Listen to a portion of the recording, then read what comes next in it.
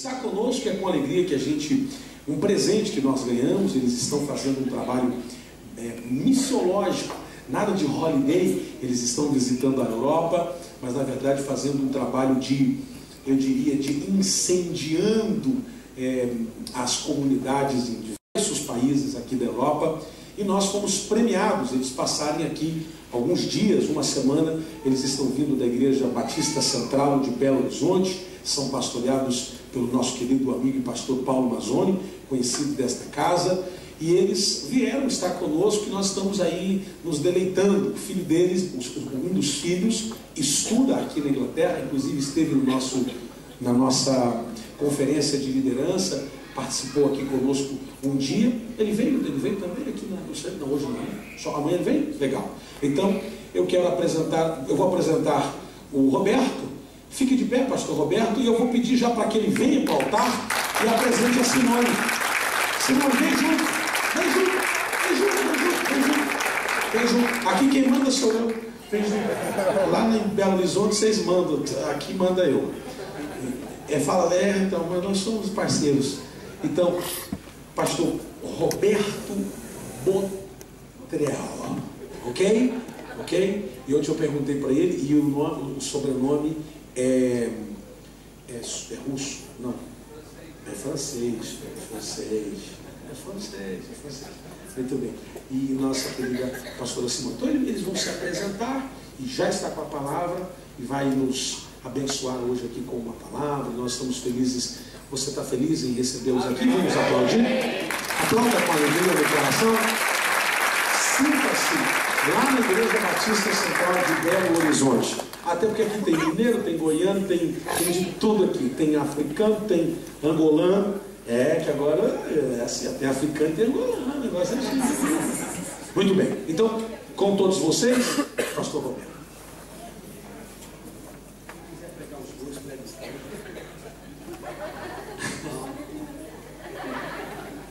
Para nós é uma alegria estar aqui com vocês nessa noite, passar esse tempo com a igreja. O pastor Paulo, pastor principal da nossa igreja, falou muito bem de vocês, tem um carinho especial. E quando a gente planejou essa viagem para a Europa, ele falou: vocês têm que ir lá na Inglaterra, conhecer o pastor Jackson, conhecer a catedral. Nós estamos aqui com grande alegria, privilégio para nós, esperamos abençoá-los, compartilhando aquilo que Deus tem feito conosco. Amém? Não vou falar nada, não? Então dá um alô. Oi, gente. Nós estamos achando a igreja muito linda. A igreja são as pessoas, são vocês, né? Nós estamos muito bem recebidos. Vocês são apaixonantes. Quem a gente já conheceu, né? Vejo que Deus está no meio de vocês mesmo. Grandes coisas Ele já está fazendo e quer fazer mais ainda. O prédio de vocês é lindo, muito chique, muito arrumado. Eu falei: puxa, Roberto, tá lindo demais. Vocês estão de parabéns. Que Deus abençoe muito e use muito vocês aqui. Amém. Obrigada. Glória a Deus. Muito bem. Para mim é um privilégio poder compartilhar uma palavra. Eu queria que, muito mais do que eu falar alguma coisa, que o Espírito de Deus falasse com você. E muitas vezes o Espírito fala, mas nós não estamos conectados, não estamos ligados. E aí ele fala, mas a gente não escuta e não adianta também. Então eu queria que você fechasse os seus olhos e pedisse para Deus nessa noite falar ao seu coração. De modo que você saia daqui diferente que você entrou. O Espírito de Deus traga uma palavra, um desafio para você nesta noite.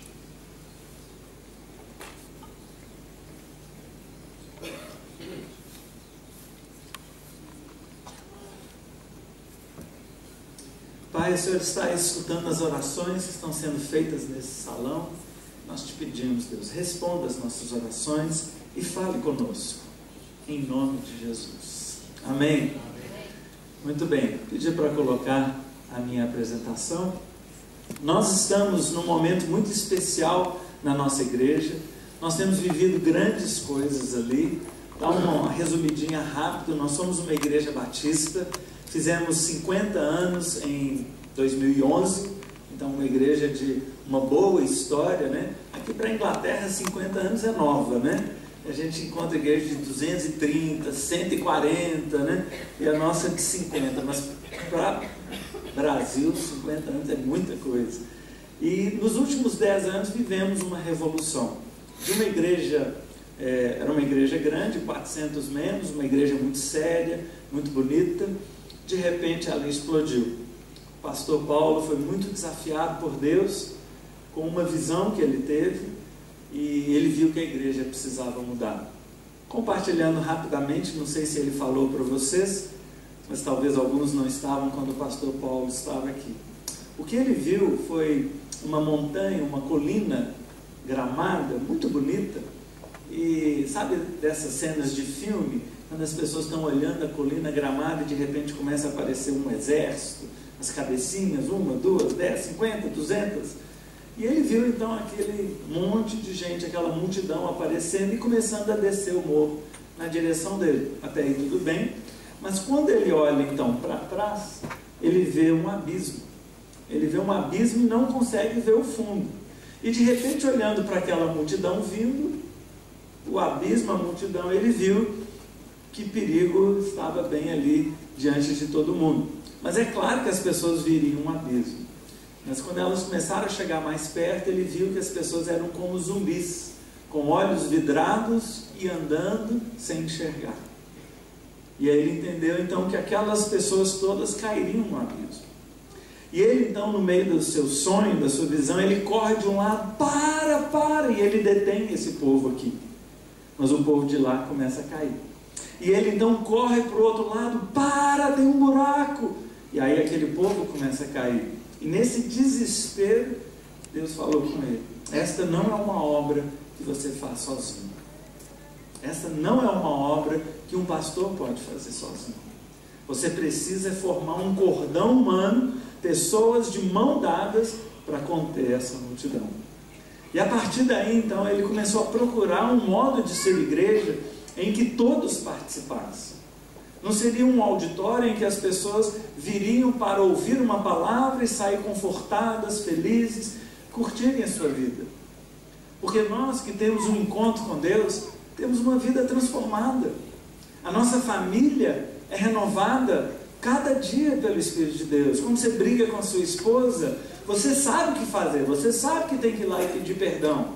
E se você não pede, o Espírito te incomoda.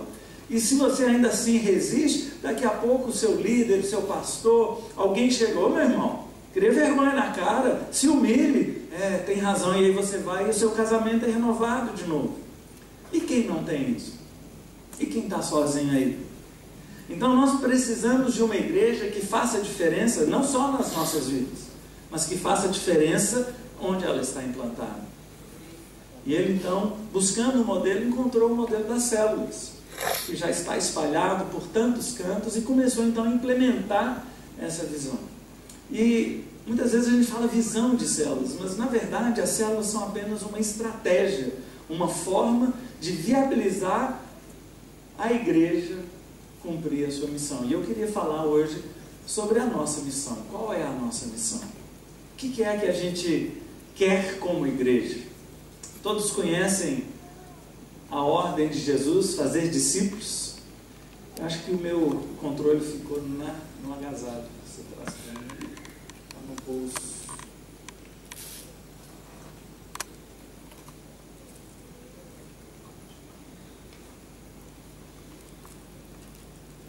Vamos ver? Quem acha que vai funcionar?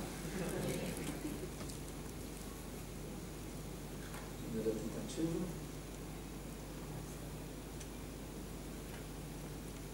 Foi. Maravilha. Qual é a nossa missão? Qual é a missão que Deus nos deu? Levar o Evangelho a todos, transformando-os em discípulos. E isso é baseado em uma passagem. Qual passagem que é? Vocês se lembram? O que está nessa passagem aí? Essa passagem, Mateus 28, fala sobre o quê? Pode colar, pode abrir a sua Bíblia aí. Essa é uma passagem muito importante, muito conhecida. Quando você abrir, você fala assim: claro, eu conheço. Esse é um momento muito especial do ministério de Jesus. Jesus já tinha morrido, já tinha ressuscitado, já tinha gastado um tempo ressuscitado com os seus discípulos e agora ele está despedindo. E eu fico imaginando Jesus na sua última oportunidade ali, frente a frente com os seus discípulos. Com certeza ele ia falar algo muito relevante, muito importante. Todos aqui já viram filmes, ou talvez estiverem em uma situação em que uma pessoa está no seu leito de morte, reúne a família, todos ali em volta, atentos, o que ele vai dizer? O que ele vai dizer? E aí todo mundo ali, ele falando com dificuldade. Eu queria saber quanto que foi o jogo do Cruzeiro ontem. Nunca vai acontecer isso. Talvez do Galo, né? Porque os atleticanos são mais doentes, né? O Flamengo. Não é hora de coisa qualquer. É a última oportunidade que ele tem de dizer algo relevante. E o que ele vai dizer é de extrema importância. Nessa hora Jesus está despedindo dos seus discípulos, vai subir aos céus e ele não pode dizer: então é isso aí, né, gente? Valeu, foi um prazer estar com vocês. Não poderia dizer isso. Quais são as palavras ditas por Jesus nesse momento?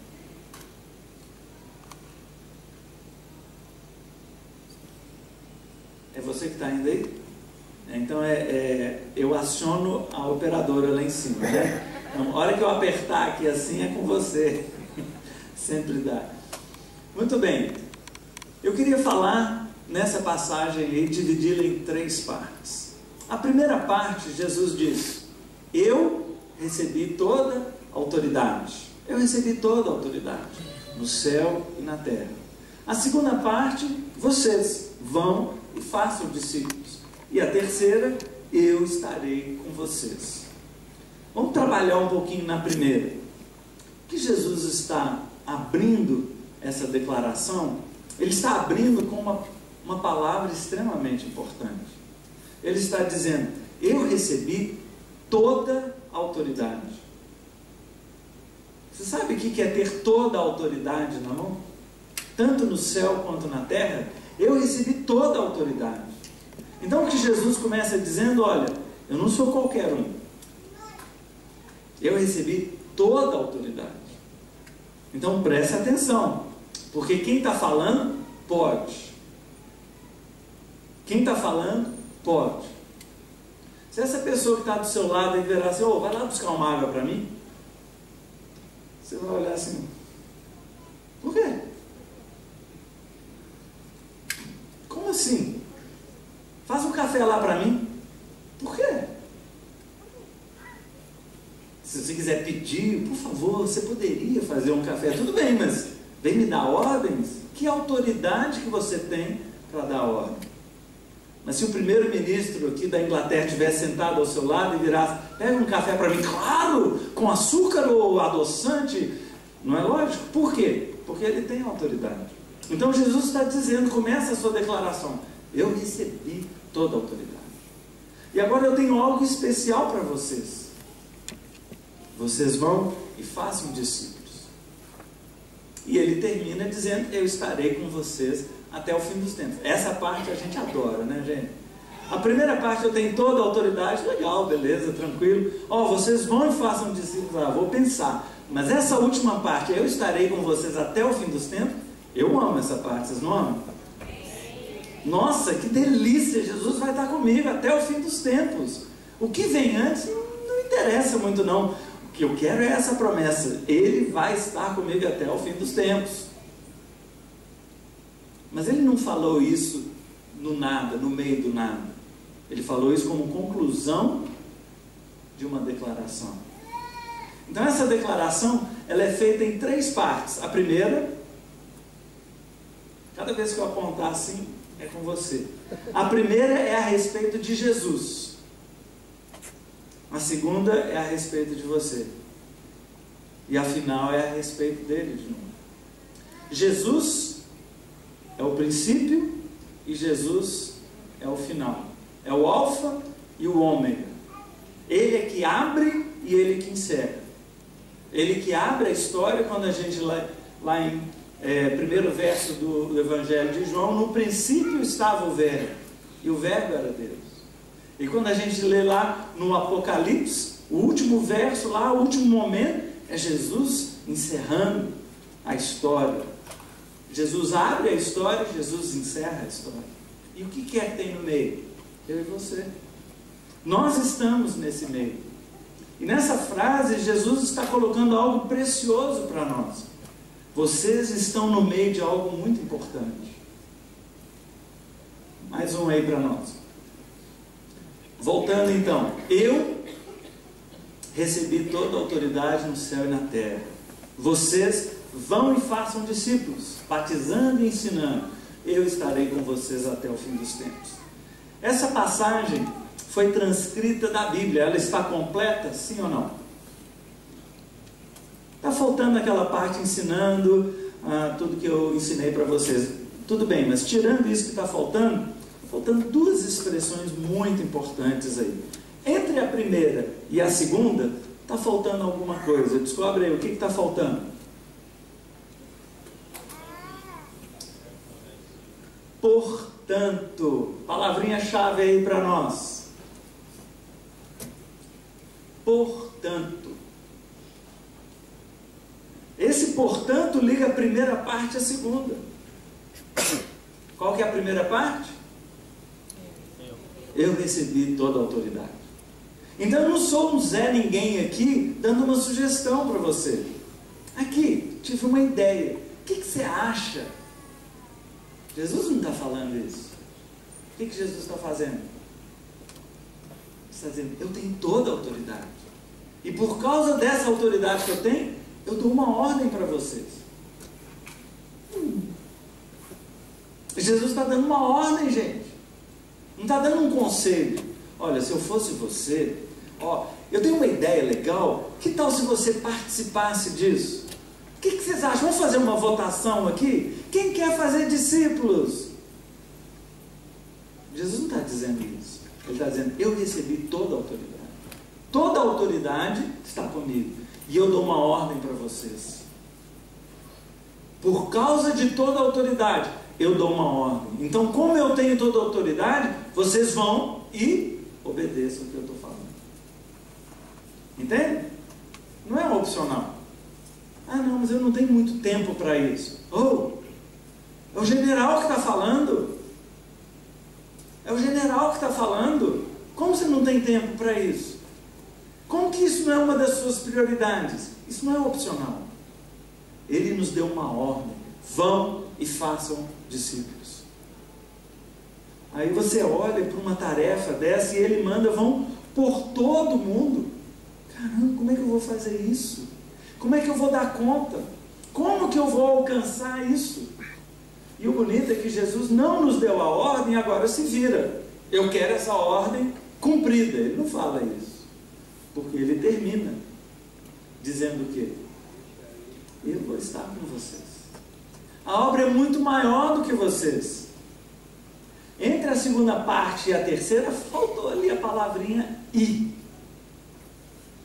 Jesus está dizendo que vai estar conosco quando? Quando é que Jesus vai estar conosco? Não tira isso do contexto, não. Essa frase Jesus falou, eu estarei com vocês até o fim dos tempos, ela é antecedida de um i. Vão e façam discípulos, e eu vou estar com vocês. Amém. No processo de fazer discípulos, não é sozinho. Nós não estamos por nossa própria conta. Ele vai estar conosco. É algo que Ele prometeu, porque a obra ela é sobrenatural. Coitado de você, coitado de mim, para dar conta de uma ordem dessa. Agora o bonito, e a Bíblia é cheia de exemplos assim, que quando Jesus queria fazer aquela multiplicação, aquela pesca maravilhosa, ou a multiplicação dos pães e peixes, Ele sempre pedia para as pessoas envolvidas ali uma coisa simples. Ele pediu para Pedro, joga a rede. Ele pediu, o que é que vocês têm aí? E aí entregaram uns pãezinhos. Coisas que nós podemos fazer. E quando nós obedecemos nas coisas simples, os milagres acontecem.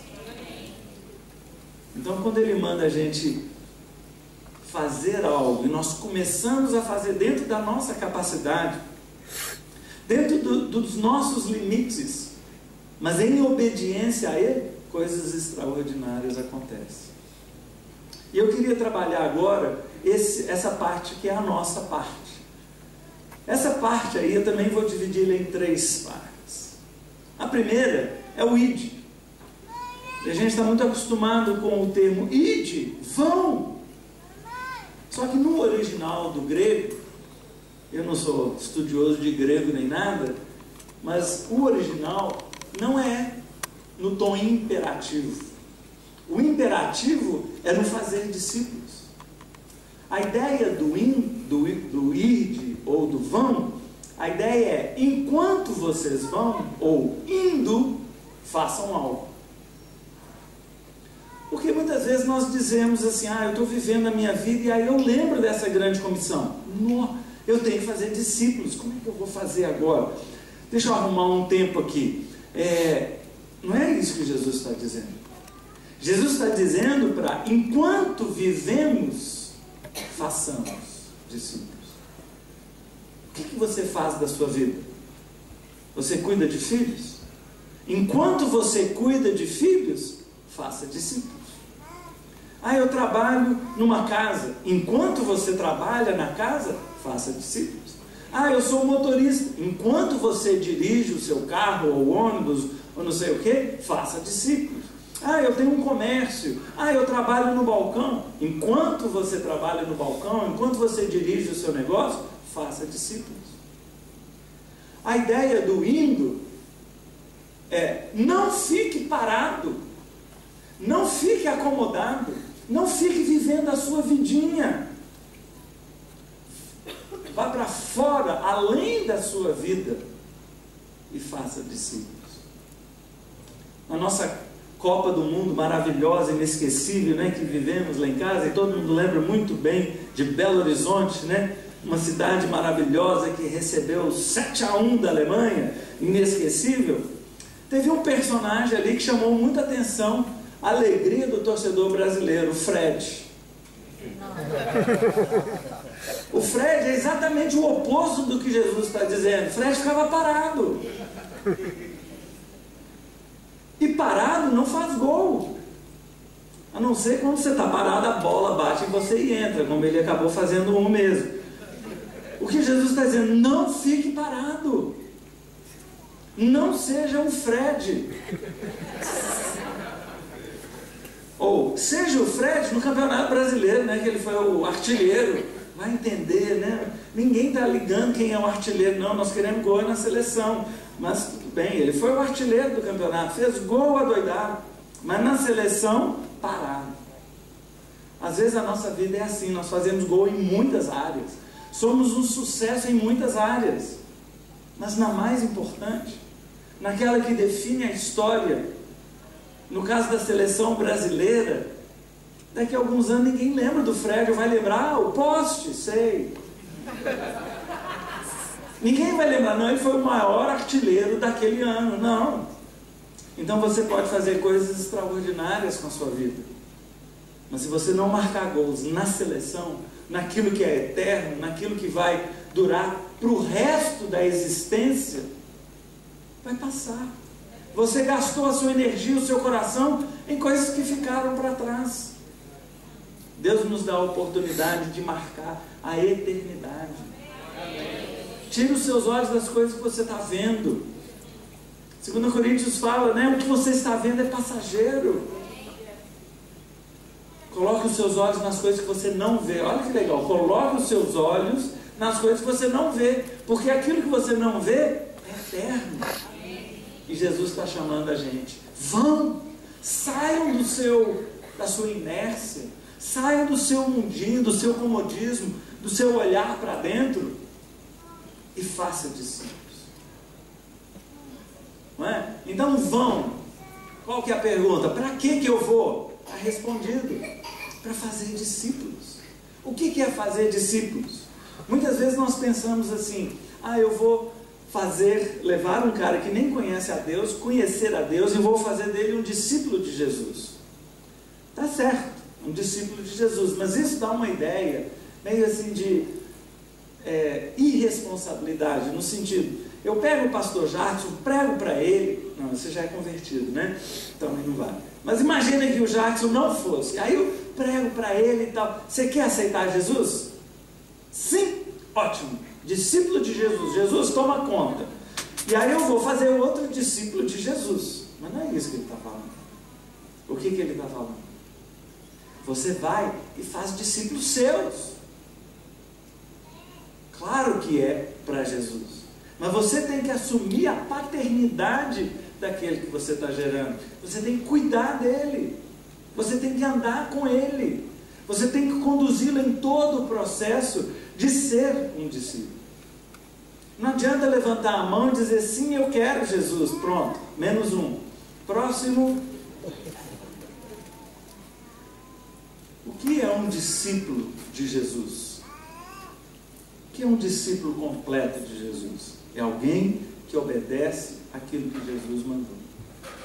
E o que é que Jesus mandou? Fazer discípulos. Sabe como que você pode relaxar um pouco em relação ao discípulo que você está fazendo? Quando ele estiver fazendo discípulos.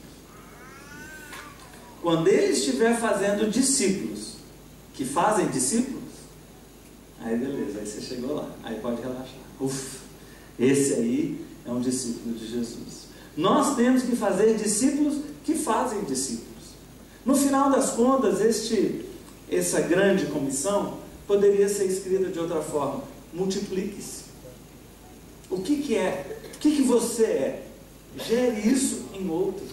Você é um crente de verdade? Gere isso em outro. Você é uma pessoa que tem fé em Deus, uma fé inabalável? Gere isso em outra pessoa. É dizer como Paulo: seja meu imitador, como eu sou de Cristo. Seja meu imitador. Não, mas Paulo era Paulo. Não, Paulo era gente como eu e como você. Normal, gente normal. E ele dizia: olha para a minha vida, sejam meus imitadores como eu sou de Cristo. Mas nós temos que dizer isso também, gente.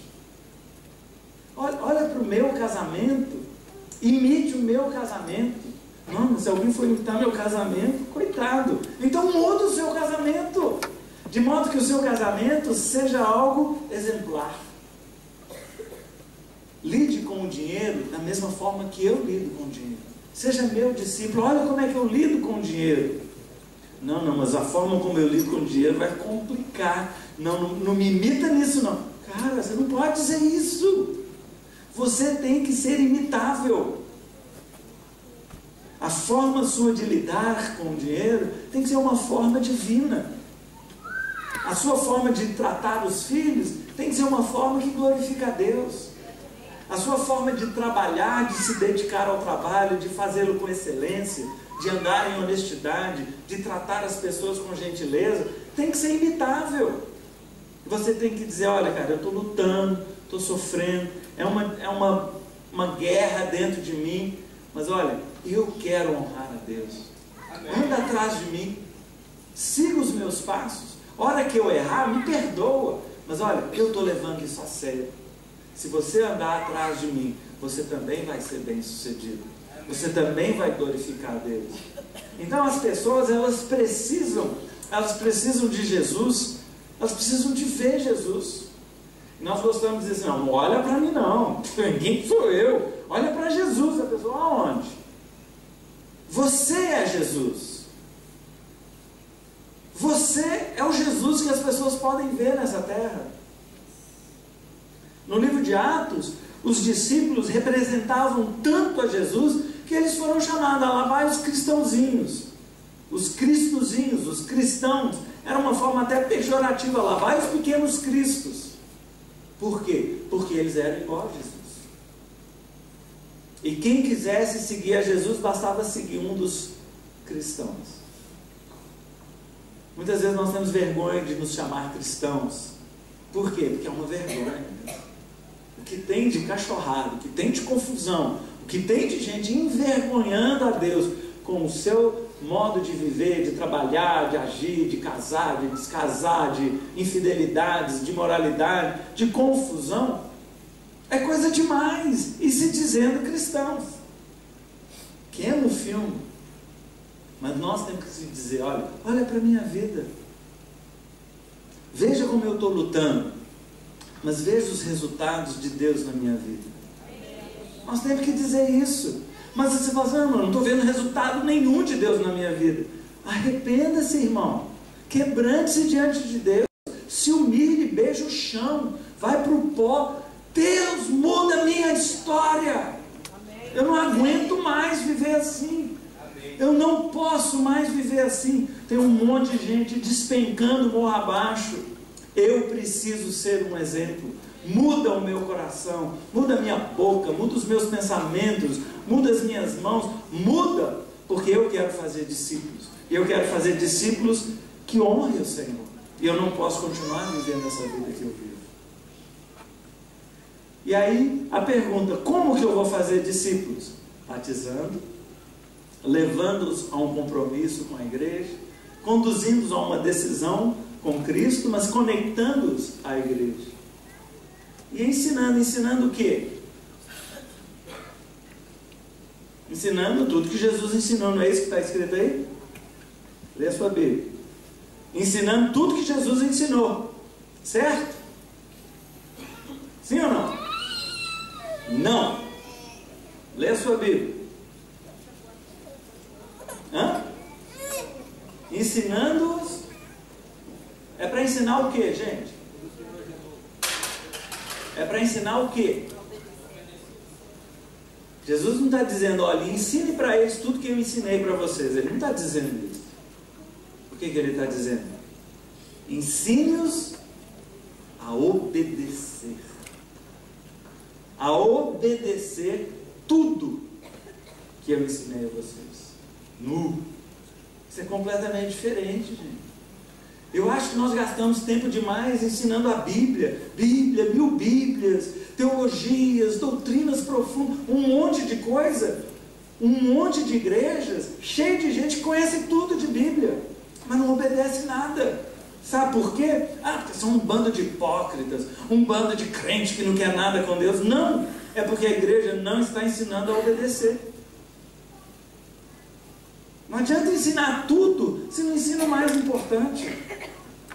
E o mais importante é obedecer a Deus. Se você sabe uma coisa e obedece, vale muito mais do que aquele que sabe 99% de tudo que está na Bíblia e não obedece nada.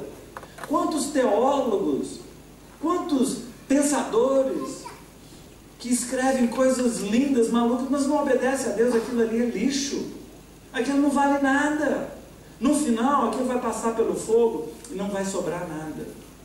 Mas se você pega uma senhora velhinha, pobre, analfabeta, que mal sabe ler a Bíblia, mas ela aprendeu uma coisa e ela coloca aquilo em prática, a vida dela vai passar pelo fogo e ela vai ter algo lindo, ouro, para apresentar ao Senhor. Eu não quero dizer que não precisamos estudar a Bíblia, pelo contrário, precisamos estudar muito a Bíblia, mas não para conhecimento, não para sermos doutores, não para sermos os tais. Nós precisamos aprender a obedecer a Bíblia, a ler a Bíblia e colocá-la em prática no nosso dia a dia. A Bíblia é para ser vivida. O seu casamento precisa ser transformado pela obediência à palavra. A forma como você educa os seus filhos precisa ser transformada porque você obedece à palavra. Está lá em Deuteronômio 6, como educar o seu filho. Está lá escrito. Não, mas eu não sabia disso. Tem que ler a Bíblia, mas não basta apenas lê-la. Você tem que ler e colocá-la em prática. Muitas vezes a gente lê lá, Jesus manda, ama o seu próximo, que lindo, que belo. Então o que você vai fazer? Eu vou amar o meu próximo. Eu não ensinei nada. Agora eu digo assim, quem é o seu próximo? Pensa no mala, naquele chato que trabalha com você no seu trabalho. Sempre tem, não tem? Sempre tem um chato, um cara que você quer matar, não tem? Sabia que existe um sindicato dos chatos? Eles analisam todos os empregos e falam, ó, você vai para lá, ali tem poucos, ali tem... Vão distribuir em todo lugar que você vai. Aqui certamente tem, espero que não seja você. Mas todo lugar tem um chato. De repente ele é chato por falta de amor. E aí você fala, nossa Deus, mas você vai querer que eu ame aquele chato? Como que você vai amar aquele chato? Como que você vai demonstrar amor para ele? Dando atenção, às vezes leva alguma coisa para ele, sai na rua, traz um café, não sei o que você vai fazer. Você vai começar a demonstrar amor para ele, se interessar pela vida dele, ouvi-lo, dar atenção, estender a mão. Daqui a pouco você vai ver uma mudança na vida dele. O seu coração se liga ao dele, você passa a se importar com ele. Daqui a pouco ele está sentado aí ao seu lado. Não credo, faz... Não, ué. Ele precisa ser transformado. E quem sabe você não vai ser a pessoa. Mas por quê? Porque você leu na palavra. Ame o seu próximo. Sério, Deus, sério. E você vai, então, coloque em prática isso. Você não precisa aprender todas as modalidades de amor, todos os tipos de não sei o que, não. Ama o seu próximo e você vai e ama. Isso vai fazer diferença na sua vida e na diferença de quem está à sua volta. Ensine as pessoas a obedecer a palavra. Primeiro você obedece, na prática, no dia a dia. E depois você mostra para as pessoas como você obedece. Olha, na questão de dinheiro, eu estava lendo na palavra de Deus e ela fala isso. Então eu resolvi colocar em prática. Por exemplo, eu não faço dívidas. Eu não compro nada à prestação, nada crediário. Por quê? Porque eu não sei o que me virá amanhã. Eu não sei se eu vou ter um emprego, mas as dívidas eu sei que eu vou ter. Mas eu queria tanta televisão de 78 polegadas na minha sala e tal. Junto dinheiro para comprar. Eu junto dinheiro. Eu lembro uma vez eu juntei um dinheiro para comprar uma televisão. E estava juntando, quando estava quase com a quantidade, eu entreguei a minha televisão para o dentista. Ele fez um tratamento na minha boca e levou a minha televisão embora. Imagina se eu tivesse comprado a televisão lá atrás. Como é que eu ia fazer? Eu leio na palavra de Deus. Esteja contente, tendo muito ou tendo pouco, e eu vou colocar isso em prática na minha vida. A palavra de Deus tem que mudar a nossa vida, gente. Não pode ser teórica, não pode ser exterior a nós, ela tem que ser dentro de nós. E essa grande comissão, essa grande comissão, fazer discípulos, é o que Jesus quer de nós. O que aconteceu na nossa igreja? Uma revolução. Porque quando as células entraram, as pessoas começaram a viver situações, oportunidades em que isso era colocado em prática. E não só isso, como mais um monte de coisa. Porque antes a igreja era você vir sentar, assistir um culto, nossa, que palavra boa. Mas o louvor hoje não foi grandes coisas. Não, mas domingo, quem vai cantar é fulano de tal, nossa, vai ser ótimo, eu vou estar lá. Aí no domingo você vem, está falando, eu não falei? O louvor, quando essa pessoa é maravilhoso. Mas, infelizmente, a palavra não foi tão legal. De quinta-feira foi muito melhor. A gente vira crítico. A gente vira crítico de arte, crítico de shows. Os críticos escrevem artigos e artigos, mas são incapazes de cantar uma nota. São incapazes de subir no palco e fazer um drama, uma peça que emociona as pessoas, mas escrever, eles são ótimos. E de repente as nossas igrejas acabam virando shows e você é o crítico que fica lá, o pastor errou o português. Não. Tinha um cara na nossa igreja que o pastor Paulo terminava de pregar e ele chegava, pastor Paulo, tem algumas incorreções teológicas na sua palavra hoje. O que foi, irmão? Você disse assim que Jesus está entre nós. Jesus está sentado à destra do Pai.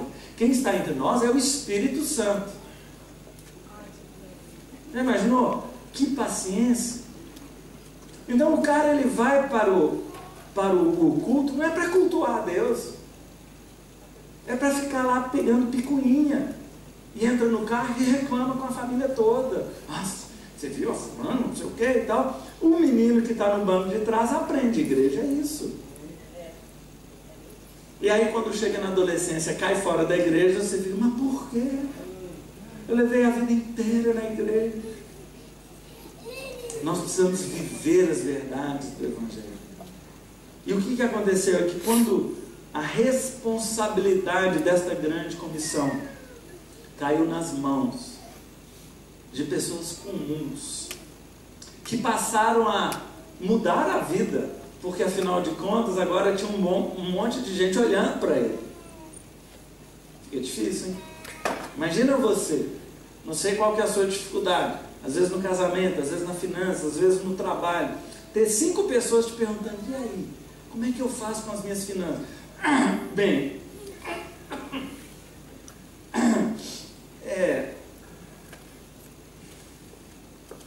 você tem que ter autoridade, não é? O que você vai fazer numa hora dessa? Olha, irmão, a minha vida financeira é um lixo. É um lixo, é uma bagunça. Mas nós juntos aqui, nós vamos buscar Deus, nós vamos mudar a nossa vida financeira. Gera mudança, não tem jeito. E as pessoas foram colocadas nessas situações, nos grupos, e começaram um a edificar o outro. Ao invés de ficar vendo a nuca do seu irmão, um irmão ali está precisando fazer um corte de cabelo, você está vendo ele olho nos olhos. Você está vendo o dia a dia, ele está chorando ali, derramando o coração. E as pessoas começaram a viver igreja de verdade. Começaram a se importar umas com as outras. A igreja deixou de ser um programa. A igreja deixou de ser um lugar. A igreja passou a ser verdadeiramente gente. Lembro de uma situação, foi lá em casa, o meu filho adolescente liderava a célula, e na célula dele tinha um novato lá, devia ter 1 mês de frequência ali, e um dia ao final da reunião, depois o Felipe me contou, a mãe dele liga, e no telefone, e aí filho, onde você está? Falei, mãe, estou aqui na igreja. Ele estava lá em casa. Eu estou aqui com a igreja. Olha que coisa linda. Um visitante entendeu que igreja não é prédio, igreja é gente. E ele estava vivendo igreja. Estava vivendo igreja. Porque a igreja deixou de ser simplesmente uma reunião, seja na casa ou seja no prédio da igreja. Ela passou a ser convivência, passou a ser dia a dia com as pessoas. E não é simplesmente você ir em uma casa e ao invés de ficar ouvindo o pastor, agora você vai ficar avaliando o seu líder de célula. Bom, meu líder de célula preparou bem a lição, bem melhor do que semana passada. Semana passada foi osso. A célula é vida. E as pessoas começaram a se conectar umas às outras. E o padrão hoje do mundo são vidas solitárias. Cada um vivendo a sua própria vida. Chorando sozinho em casa. Põe a cabeça no travesseiro e sopra o travesseiro. Não tem com quem se abrir, não pode se abrir com ninguém, não tem ninguém de confiança, não tem um ambiente de segurança. E a célula começou a oferecer isso. E pessoas que nunca entrariam numa igreja, nunca se interessaram por um culto como esse. Por quê? Porque não faz sentido. Ele nem acredita em Deus. Para que ficar meia hora cantando um monte de música, orando, para quê? Mas ali naquele pequeno ambiente de uma casa, em pessoas se relacionando, demonstrando o amor de Deus, ele conheceu esse Deus verdadeiro. Histórias de verdade, de transformação de vidas. Eu lembro de um jovem universitário convidou o seu colega várias vezes, e ele, não vou, não acredito nessa baboseira, não acredito nem que Jesus é de verdade, isso é um mito histórico, isso aí é bobagem e tal. E o cara convidando, e eles eram amigos ali, e o cara ficou sem graça, falou, vou ter que ir nessa célula desse cara. Pelo menos para dizer, já foi, está satisfeito, sai do meu pé. E ele foi. Chegou lá no primeiro dia, todo mundo cumprimentou, aquela coisa toda, e ele ficou calado na dele. Falou nada, não comentou nada, não entrou na conversa, ficou só na dele. E o colega cristão falou, não, dancei, né? Para que eu trouxe? Olha a cara dele fechada ali, não adiantou nada. Pronto, terminou. Na semana que vem, nem convidou de novo, né? Deixa para lá. O cara aparece. O colega de faculdade aparece de novo. Ué, você aqui, que bom. Calado, seco. Não cumprimentava sim, não. Quando perguntava para ele, sim, não, talvez. Não entrava quietinho no canto dele. Na terceira reunião, de novo. Um mês, direto lá. Aí já virou a estátua da reunião. Todo mundo sabia, cumprimentava, mas deixava ele quieto lá. O cara quer ficar quieto, fica quieto. 3 meses depois, está todo mundo sentado lá, o postezinho lá sentado também.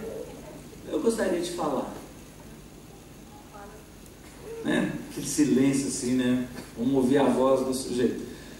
Falei assim, olha, tem 3 meses que eu frequento esse grupo aqui de vocês. Quando meu colega convidou, eu não queria vir, porque eu não creio em Deus, não acredito na Bíblia, nada disso. Mas eu vim por consideração a ele. E quando eu cheguei aqui, vocês me trataram de uma forma muito diferente. Vocês todos foram muito carinhosos, muito gentis, muito educados. E eu tive uma convicção que era fachada. Que meu colega tinha avisado, e vocês então montaram um circozinho para me receber. E eu resolvi vir na semana seguinte sem avisar que eu vim. Aí eu queria ver como é que era. E a recepção foi igual. E eu comecei a reparar que todos os visitantes que chegavam também eram recebidos da mesma forma. Eu me lembro de uma situação em que alguém estava chorando e abrindo o coração, dizendo a dificuldade que ele estava tendo com a mãe dele. Eu pensei, o que eu tenho a ver com a mãe desse cara? Para que esse cara está dizendo isso? O problema é seu, da sua mãe, você se vira lá. Mas quando eu olhei para vocês estavam chorando com ele. Eu nunca vi isso em lugar nenhum. Nunca vi alguém se importar com o outro da forma como você se importa. Depois de 3 meses eu tenho uma convicção. Vocês realmente se amam. E realmente acreditam nisso que vocês estão falando. Até hoje eu não ouvi nada do que vocês estão falando. Nada. Só estava observando. Mas hoje eu concluí. É de verdade que vocês creem. Hoje eu quero ouvir o que vocês têm. O que essa pessoa viu? Sabe o que ela viu? A igreja. Ela viu a igreja. E o mundo, a gente olha, não, ninguém quer nada com a igreja. As pessoas não querem nada com prédio. Não quer nada com prédio. Não quer nada com rituais. Agora, as pessoas querem Deus. As pessoas querem ser amadas. As pessoas querem encontrar propósito. As pessoas querem perdoar. Elas não conseguem, mas elas querem perdoar aqueles que ofenderam. As pessoas querem restaurar, mas não tem condições, não tem nada dentro de mim que me leve a perdoar o meu pai. Mas um dia o amor de Deus entra nessa pessoa. E que alegria quando ela finalmente consegue perdoar. Experiências em cima de experiências, e a igreja foi transformada. Deixou de ser uma igreja voltada para dentro. Se espalhou pela cidade. Centenas, dezenas, casas foram se abrindo e pessoas vindo e se convertendo. O Brasil tem uma taxa altíssima de crente desviado. Enorme. Todo mundo já entrou numa portinha aí, não é? Mas a igreja começou a oferecer, através das células, a verdade, relacionamentos verdadeiros, desafios verdadeiros. E sabe o que isso gerou? Uma explosão de gente. Porque nós vivemos num deserto. E se algum lugar tem água, a notícia corre. E as pessoas vão voando para lá, porque elas estão sedentas. E o bonito das células é que não é uma célula com um líder que resolve. Eu tenho um líder, eu tenho uma célula, ótimo funcionando, mas não acabou, não. À medida que as pessoas vão chegando, nós vamos multiplicando essa célula.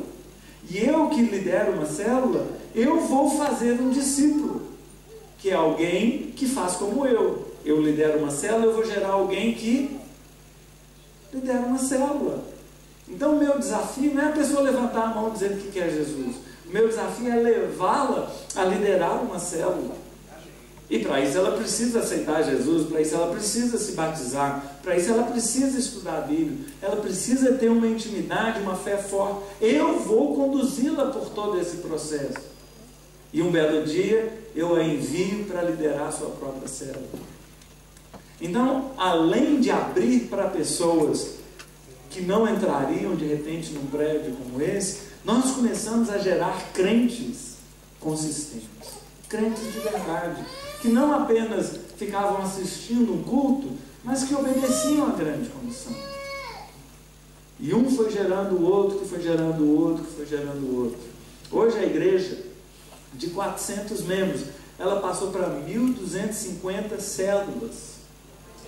Já imaginou o que é isso? Nossa, mas essa igreja é especial. Cara, essa igreja é uma igreja onde as pessoas estão vivendo isso. E se cada um faz discípulos, o que acontece? Se cada um faz discípulo, o que vai acontecer? A igreja vai crescer. Não tem jeito. Se cada um de nós fizermos um discípulo, o que vai acontecer? Vai dobrar. Mas eu não faço um discípulo e pronto, fica sentado aí. O discípulo que eu faço é um fazedor de discípulos. Então, eu fiz um discípulo, dobrou. Eu não parei. Eu vou fazer um outro discípulo, mas esse que eu fiz também faz. E a coisa vai numa expansão louca. A gente fica lá na igreja assim, incrível, que coisa impressionante o que está acontecendo. Não é algo nosso, não é algo assim, você viu? Pastorzão lá. Não é nosso. Não é nosso, gente. É algo extraordinário que Deus está fazendo através de todos. Não é uma celebridade que atrai multidões, não.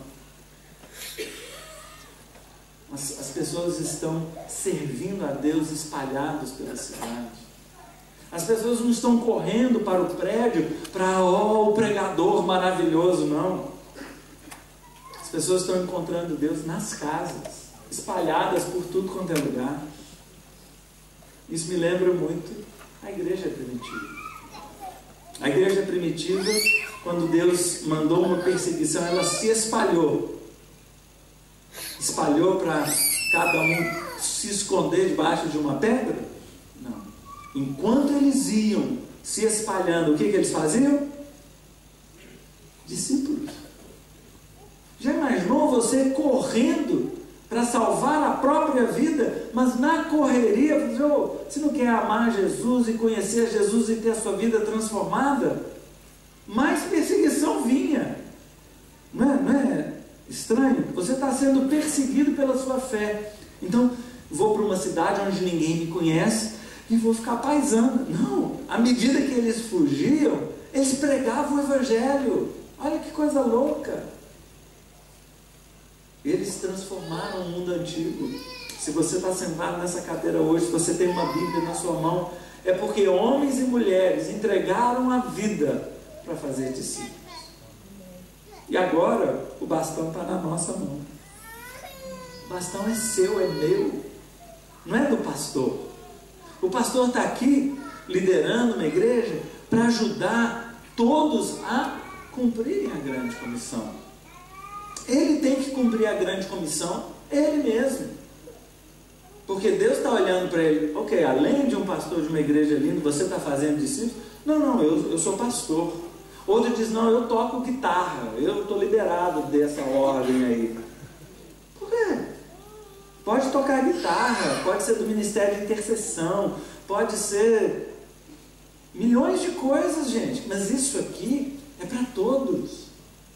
Você tem uma paixão por intercessão, faça discípulos. A igreja precisa muito de intercessores.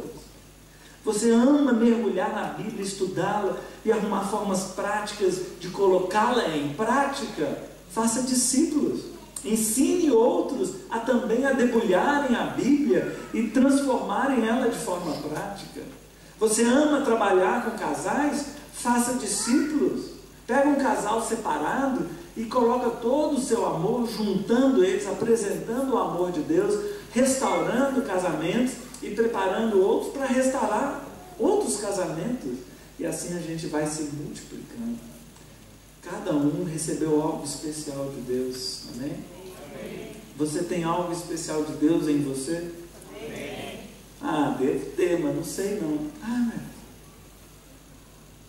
o Espírito Santo foi derramado sobre a sua vida. Se você abriu o seu coração, convidou o Senhor Jesus para entrar, o Espírito Santo foi derramado na sua vida. E Ele nos capacita a fazer todas as coisas. Vamos dar liberdade ao Espírito Santo para entrar, agir e transformar. Essa igreja está passando por transformações, experimentando coisas que vão revolucionar essa igreja e onde você mora.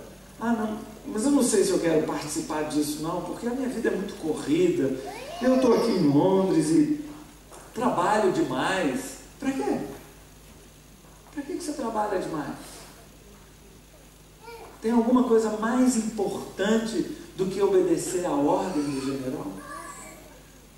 Não estou dizendo que você não deve trabalhar muito.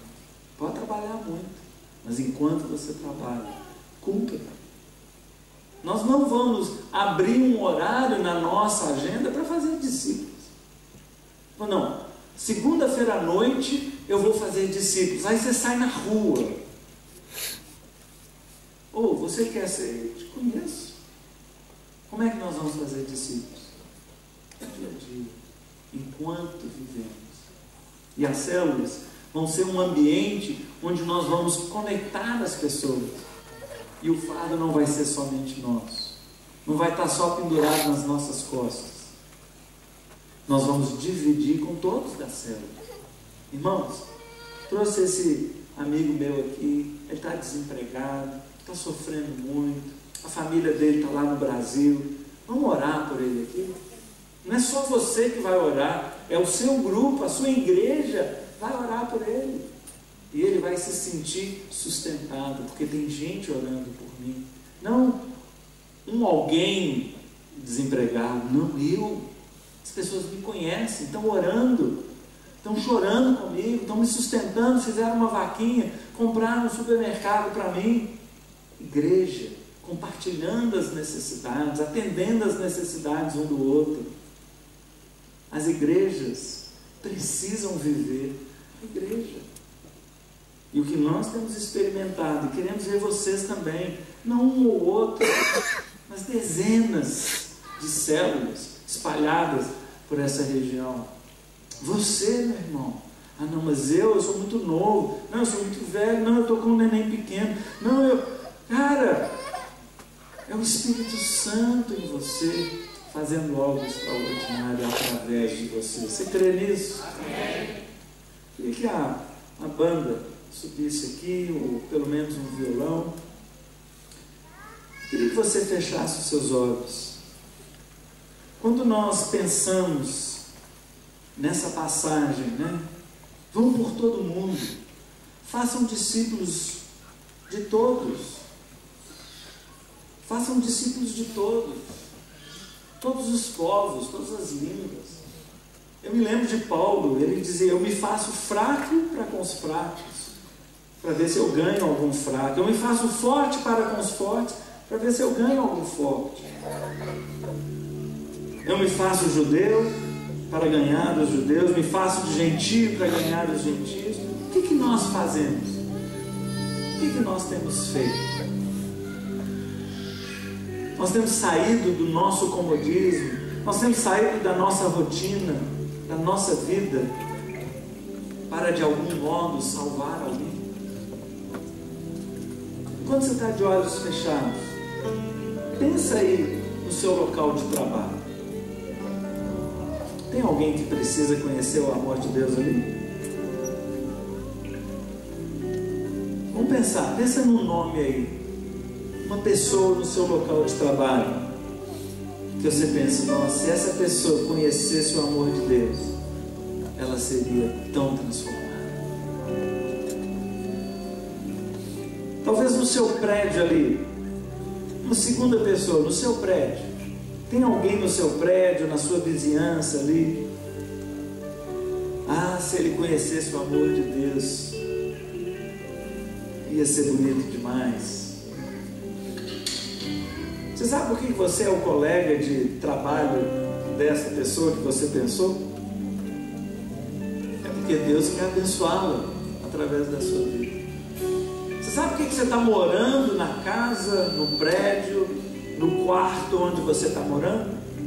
Porque Deus quer que você abençoe alguém ali. Deus nos planta em tantos lugares para que a glória dele seja manifestada nessa terra. Nós temos uma glória dentro de nós que não pode ficar contida, não pode ficar guardada, escondida, tampada, abafada. O Espírito de Deus quer se manifestar a esse povo. Você está em Londres, não é para ganhar dinheiro, não é para fazer o seu pé de meia, não é para fugir de um país difícil como o Brasil. Se você está aqui, Deus tem um propósito para você aqui. Talvez Ele te leve de volta para o Brasil, ou te leve para outro país, ou para outra cidade. Tanto faz aonde nós estamos. Deus tem um propósito para a nossa vida. Você quer servir a Deus do propósito dele?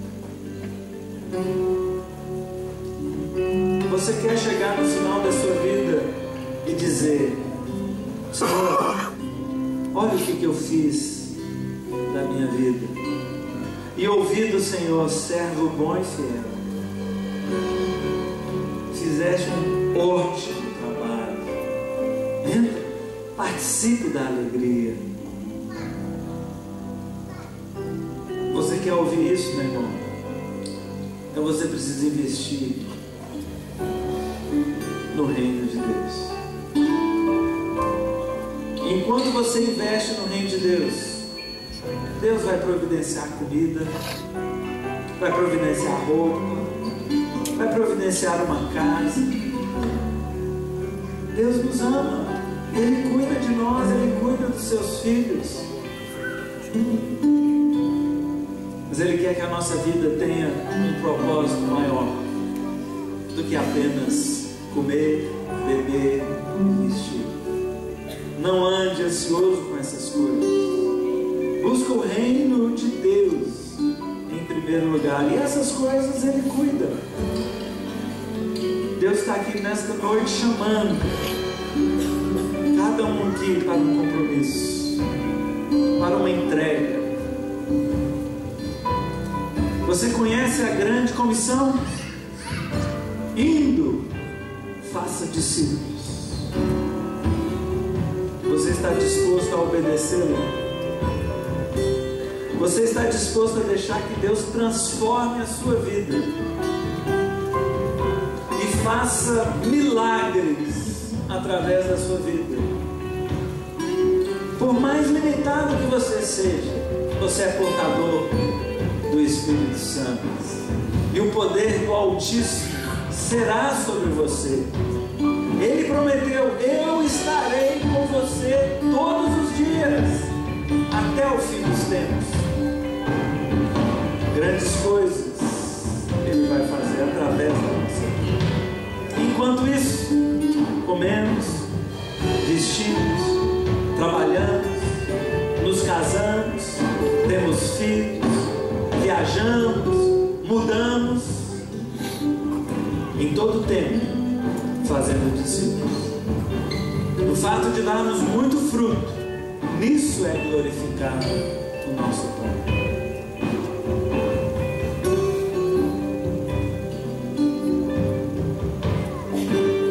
Você quer ser bênção na vida dessa pessoa que veio à sua mente? Você quer ser bênção na vida dessa pessoa que Deus trouxe à sua mente agora? Ofereça-se para Deus. Deus, eis-me aqui. Usa a minha vida para transformar a vida do fulano. Fala o nome dele aí agora. Deus, usa a minha vida para mudar a eternidade. E coloca o nome da pessoa que Deus está trazendo à sua mente. Ofereça-se a Deus, consagre-se a Deus.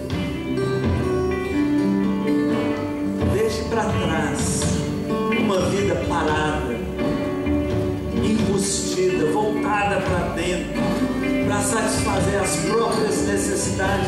Deixe isso para trás, irmão. Deus está te chamando para algo novo. Deus está te chamando para uma vida de relevância, uma vida de significado, uma vida que faz a diferença. E um dia você vai estar liderando uma célula,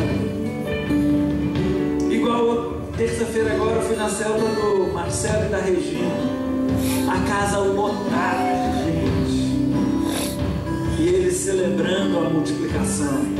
Um novo casal saindo para uma nova casa com um tanto de gente, e foi alcançada por Deus. E eu sei da alegria que o Marcelo e a Regina dão. Um olha para o outro e diz: quem diria, hein?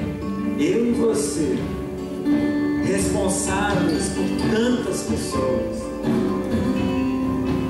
14 casais participavam daquela célula. 14 casais. Já imaginou? Gente simples.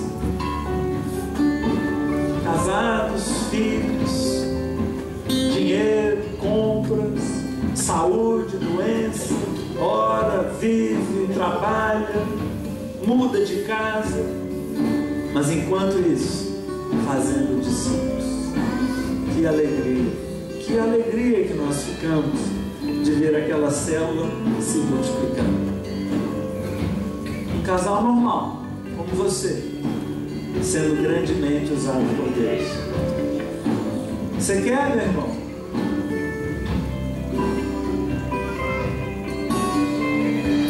Vocês escolheram uma música para a gente cantar? Uma música de consagração. Enquanto nós cantamos aqui, você pode ficar de pé, declarando: Deus, eu estou aqui. Olha para a minha vida, Senhor. Olha para a minha vida, Senhor. Nós estamos vivendo num mundo em trevas. Eu tenho a luz do mundo está em mim. Deus, usa-me para mudar a história. Muda a minha história, Deus. Muda o meu casamento. Muda a minha mente, o meu coração, a minha boca, o meu olhar. Muda, Senhor. E usa. Usa a minha vida, Deus. Eu quero atrair pessoas, atraí-las para o Senhor. Quero ajudar pessoas a se encontrar contigo, Deus. Oh, Deus, eu não quero viver o dia a dia igual a alguém que nem te conhece, Deus. Livra-me, Deus. Livra-me de uma vida comum.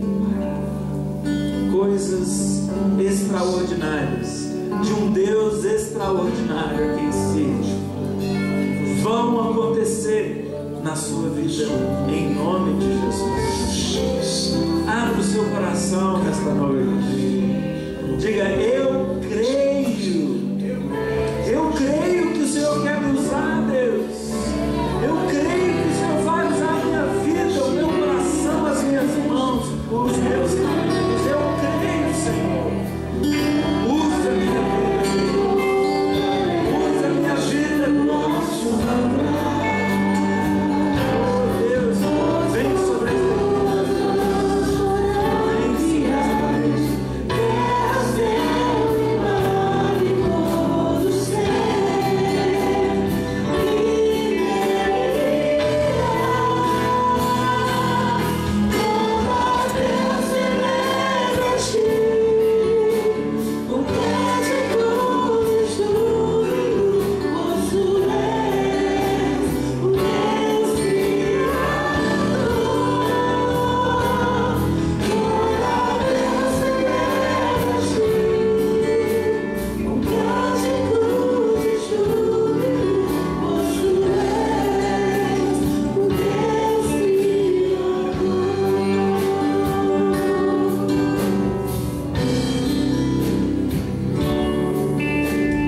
a nossa vida foi comprada por um alto preço.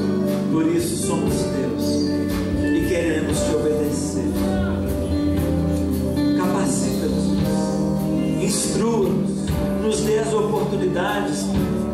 Abre a nossa vida, Deus, para que ela seja para a tua honra, para a tua glória, para o teu louvor, e a nossa vida vá produzir a honra que é devida ao Senhor. Toda honra seja dada ao Senhor. Usa esta igreja, usa cada um que está aqui nesta noite para transformar histórias,